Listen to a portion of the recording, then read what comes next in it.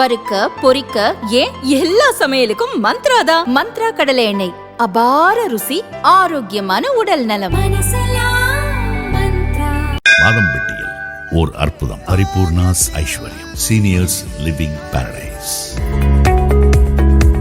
Phone 9943299940. தொழிற்சாலை மற்றும் கிடங்குகளுக்கு தேவையான உலகத்தரத்திலான பஃப் கிளேடிங் அண்ட் ரூஃபிங் ஆர்டர்களுக்கு pioneer cold store and cladding private limited. மேலும் விவரங்களுக்கு 9500126500. சிவராஜ் ஹோமியோபதிக் மருத்துவக் கல்லூரி 23வது வருட மாணவர் சேர்க்கை கலந்தாய்வு நடைபெறுகிறது. Government fixed fees only. தொடர்புக்கு 7448835500.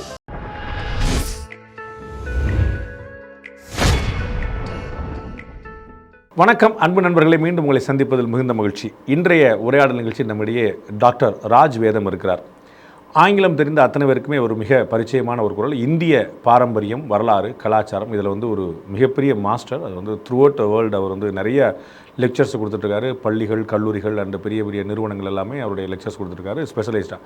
அவர் எலக்ட்ரானிக்ஸ் படித்து பவரில் ஒர்க் பண்ணி ஆயில் அண்ட் நேச்சுரல் கேஸில் அது மாதிரி பிஸ்னஸ் பண்ணி இந்த மாதிரி ஃபுல்லாக சுற்றி வேறு ஒரு என்டையர்லி டிஃப்ரெண்ட் ஏரியாவில் இருந்தாலும் இந்த கல்ச்சர் பற்றின ஒரு பெரிய விஷயத்தில் ஒரு தன்னை மாஸ்டர் பண்ணிக்கிட்டு through out country and world அவருடைய லெக்சர்ஸ் கொடுத்துருக்காங்க. அவங்க நம்ம கூட இன்றைக்கி இருக்கிறாங்க. அவர்கிட்ட நம்ம சமீபமாக ஓடிட்டு இருக்கக்கூடிய சனாதனம், இந்திய பாரம்பரியம், கலாச்சாரம், பெண்களுடைய கல்வி, இதை பற்றி நிறைய விஷயங்கள் இருக்குது. நம்ம எவ்வளோ முடியுமோ அவளுக்கு எடுத்து தெரிஞ்சுக்கலாம். வணக்கம் சார். நமஸ்காரம், எல்லோருக்கும் நமஸ்காரம். அண்டு உங்களுடைய பாலக்காடு ஆர்ஜினை நான் சொல்ல மறந்துட்டேன். So you understand Tamil and you speak little bit of Tamil also. So even you not forgot Tamil. So that's a great thing. மறந்துவிட்டல, நான் பேசுகிற தமிழை கேட்டாலே தெரியும் எல்லாருக்கும் Palakkad தமிழாக்குன்னு.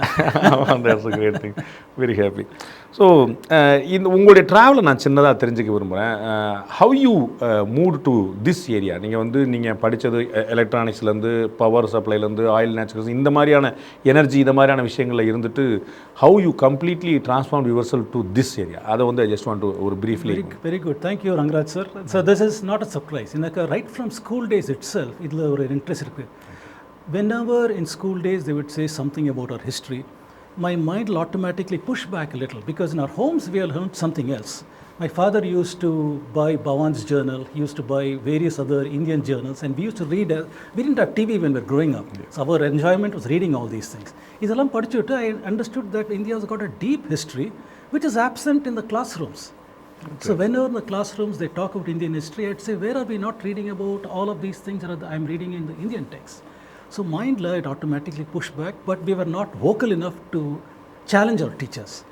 So in the interest, this kept growing even through my engineering days. I was wondering, what is the contribution of Indians to science, technology, mathematics? You studied in Indian Institute of Science. Indian Institute of Science. I did my master's over there and did my PhD in the United States.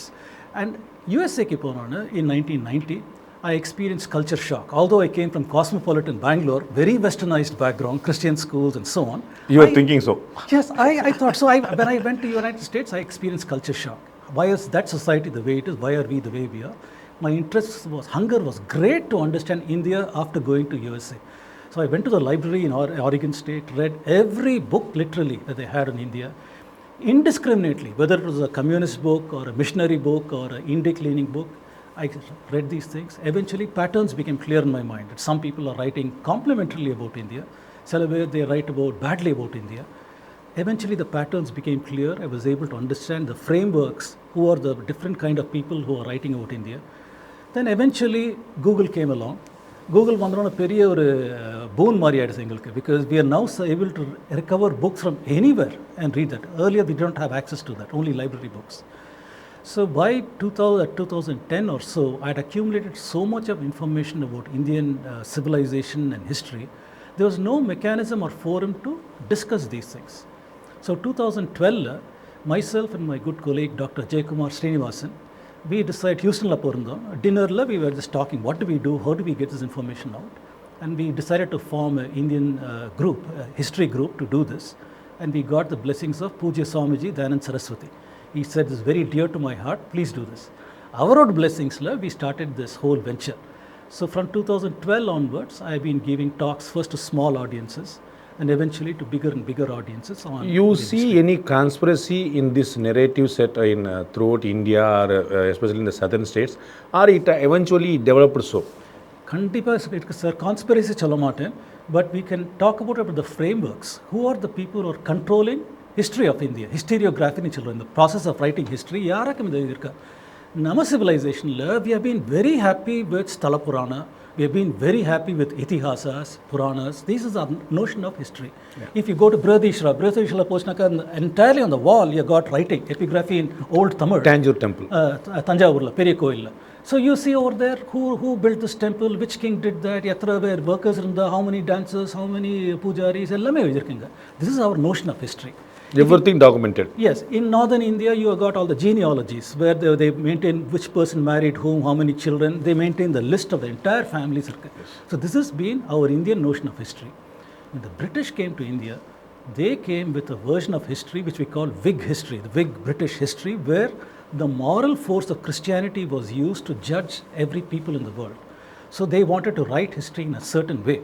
So when they came to India, they observed Indian mannerisms, Indian everything. So they wrote a history of India for their civil servants who were coming. People like James Mill, Elphinstone, all these people wrote history of India in a certain way. So they looked at India as a backward, primitive, stagnant society, and the British as forward, progressive, advanced, technologically advanced society. So all the writings were written in this manner. This is what I call colonial perspective on Indian history. So they brought their framework. We can understand why they did so, because they want to rule India. So they did so, and it was only for their own understanding, and we can get a genuinity there. But we are seeing lot of Indians, not only today or yesterday, but at least for 100 of years, who is confident and very clear that we don't have any history, we don't have any heritage, we don't have any culture. Only after British came to India, we got all the knowledge and empowered everything.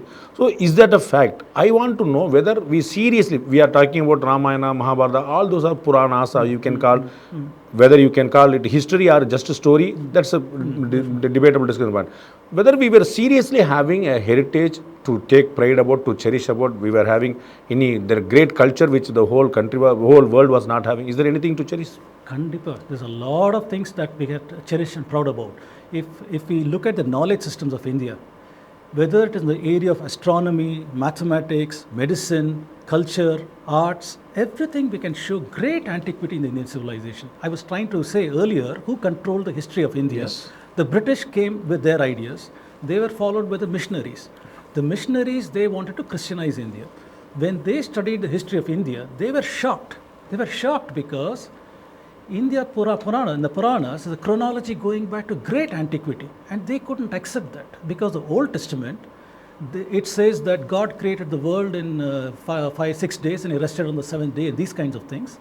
And in England in 17th century or so, there's a bishop who calculated genealogy of prophets in the Old Testament, added this prophet, then his prophet, the prophet before him, and so on. And he came up with a date for creation. He said Bible creation happened in 4004 BCE. Then they also believed God destroyed the world in Noah's flood in 2500 BCE. According to them, all history begins with Noah's children. Noah's children, Japheth, Shem, Ham, and these people, through their progeny, the earth has been populated.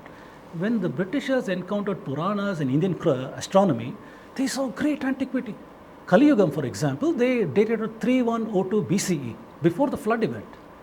And they observed many of these kind of things, and they couldn't take it. So they took it on themselves to say Indian chronology is all wrong, all fabricated, all false.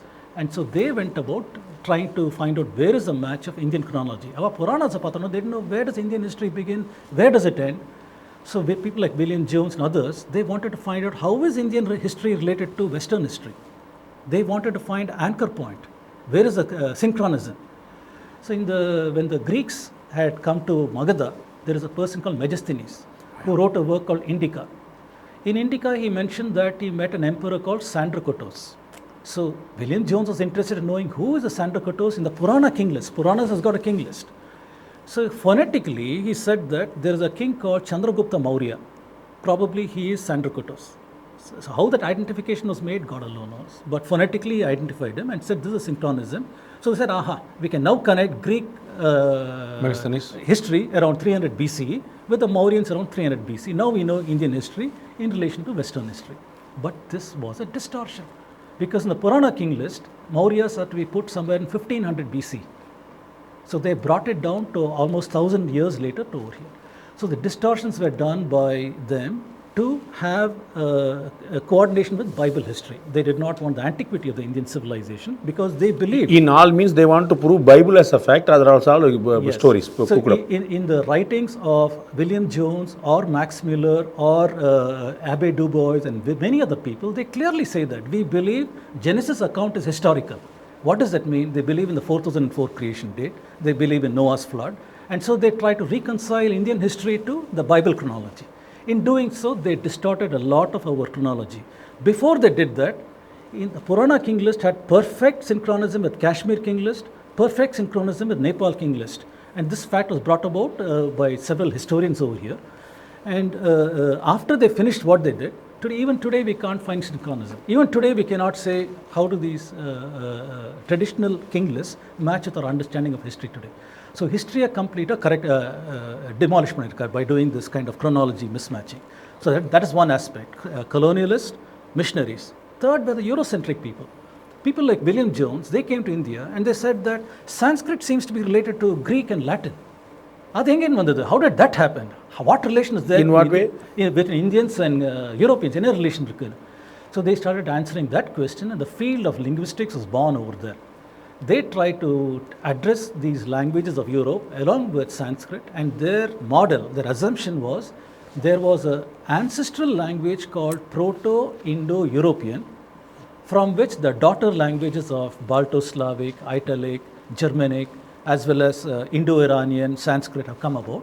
They said these are all daughter languages, and the original language is Proto-Indo-European. Unfortunately, there is no evidence that such a language existed, no evidence that some people spoke this language, but they reconstructed this language in order to address this relationship. They created a new language.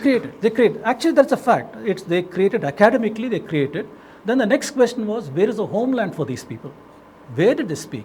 Originally, they thought India, Punjab was a place where they spoke this language. But later on, they moved it here and there. Germans said it's in Germany, they said in Armenia, they said in Caucasus Mountains. Finally, they said between Caspian Sea and Black Sea, that is where Central Asia, from there this language comes. Why?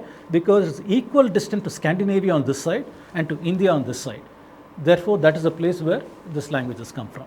In the Mari distortion பண்ணிட்டு the Eurocentric people, they came with their ideas. Germans at that time, they brought about the idea of Aryanism, whole idea of Aryanism. Whole idea of Aryan invasion came out of that.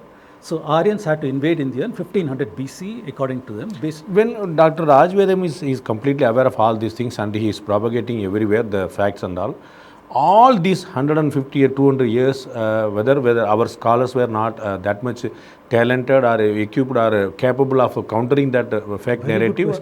Very good question, sir. Very good question. So the power of the European colonialists, when they started linguistics, the Germans, the British, the French, everybody in Europe was publishing works on linguistics. Just like today, artificial intelligence is the biggest thing. Everybody is talking that. And the Kalatla, it was linguistics. So even our scholars like Balagangadhar Tilak, P.V. Kane, many others were seduced by this idea. They thought maybe this is true. They actually believed maybe Aryans are indeed from Central Asia, come from, of course, Tilak thought they had come from Arctic and other such places, but they believed in this. They pushed back on some distortions, but they believed some of these things. Today, with the benefit of more research, we know the whole idea is bogus. But in 1910s, 1920s, our scholars were not that aware. Then what happened is, you might think 1947, we are in control of our own destiny. So why do we learn this British colonial missionary Eurocentric distortions? Why do we believe that? Unfortunately, India got Nehruvian socialism from 1947. Nehru was a member of Fabian Society in Great Britain. Fabians wanted to bring socialism to Britain after the World War and other things. So he came with that idea. Socialists believed that change must happen, the old order must be removed, and change must come through democratic processes where you change the constitution and things like that. Remove the old order so you can have a classless utopia for the future. India, they saw the old order as Hinduism. So Hinduism must be demolished if you have to bring a classless utopia. So the difference between socialists and Marxists, who came later, socialists started ruling India from 1947 onwards. In our constitution, these laws are there, everything so that Hinduism can be destroyed and they can bring about these things. In 1972, Nehru's daughter, Indira Gandhi, a political survivor, she made a pact with the communists. In return for their support, they wanted only one sector, HRD ministry. Because the communists know to control the mind means you control the future completely. So they only wanted HRD. So Narul Hasan was appointed as the HRD minister in Indira Gandhi's time, and he created and appointed the entire ecosystem of Marxist historiography as we know it today. All the major institutions, this ICHR and many other JNU and all these universities set up in his time. And if you had to join this as a vice chancellor or professor, you had to belong to socialist or Marxist persuasion. So from 1972 till now, 50 years, they entirely erased the Indian scholar. Indian scholar meaning the person who is grounded in Sanskrit, who is grounded in this civilization. He is removed from the picture. He is completely demolished from this narrative, and only the people who are Marxist, socialists are promoted. All the book societies, all the grants, university grants, UGC grants, were only given to such people to develop works, to do conferences, to interact with the West, and so on and so forth. So we have had the unfortunate situation that these 5 frameworks, colonial, missionary, Eurocentric, socialist, Marxist, these 5 frameworks control the history of India to the present day. Do you think that the first 4 HRD ministers of India being Muslim was not coincidental? It is Definitely, sir, because the Nehru was persuaded to be socialist in approach. So he was definitely opposed to the idea of Hindus resurging in any form or manner. One of the starkest example is the building of the Somnath temple.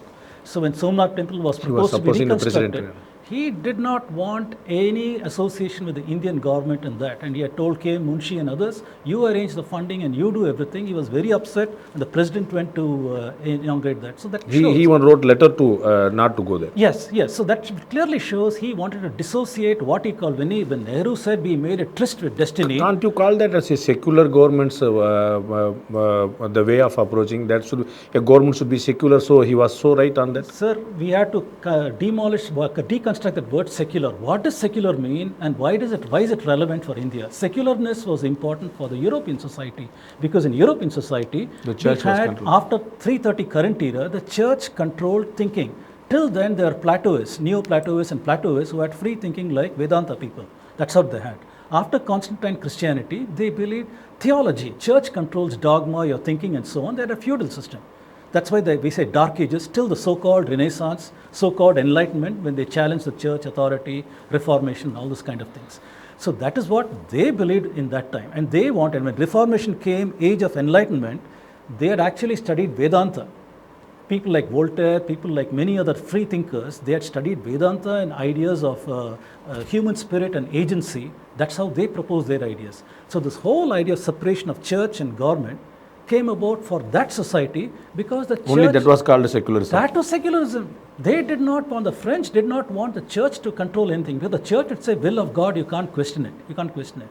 So science was supposed to be free inquiry into the spirit of man in nature and so on, which is there in Vedanta. That is not there in the church theology. So that was a necessary condition for them to progress as a society, to have secularity. This nonsense of India having secularness came about. In India, it is interpreted as equidistant from each religion. That is how secularity is interpreted in India. In reality, it is utter nonsense, because there is no equidistant from Hindu practices with so-called minority practices. There is clearly a biasness over there. So in India, secularness has got absolutely no meaning, sir. Absolutely no meaning. So you cannot say that what Nehru did is right. Nehru came with the idea that you cannot connect with the earlier civilization. When Nehru said we made a tryst with destiny in August 15, 1947, what did he mean? He did not mean we are connecting to the ancient civilization. He did not mean that, we are the proud inheritors of thousands of years of knowledge, thousands of years of Vedanta, thousands of years of understanding nature. He did not mean that, sir. He meant we cut with that, and that is out. Today we have a new India. This is a new India. Let the history start from 1947. Yes. His version of India is only what we see today, where the average Indian on the road, for him Indianness means either you salute the flag and you sing the national anthem, you play cricket and you watch Bollywood. This is the meaning of That is Indianness. nationalism. Yes, this is the meaning of Indianness. Nobody over here can proudly say, I am an inheritor. Those are my forefathers. Those are my ancestors who had the civilization. So And I belong to that so you tradition. feel there was a clever and a clear move to control all the education system and HR minister that was well calculated and implemented. Absolutely, sir. Every government after that belonged to Nehruvian socialism has worked towards increasing the distance from the local culture in every way possible. As an example, I'll tell you, when I was studying my high school, by my gray hair you can find out it's several years ago. So when I was doing my high school, I remember in Kannada I studied so many stories that had inspiration from Purana stories and so on. Iteration by iteration, they slowly removed out the Indian content and brought in more and more toxic content into textbooks. So the last few years, I've been helping some state governments with reviewing textbooks and so on. I've not named the states over here. But to my shock, I gave a feedback response to the Directorate of Textbooks saying that this reads like a Maoist training manual. The textbooks that are used in certain schools are looking like state education SCRT books, sound like Maoist training manuals, the way they have used words and things like that.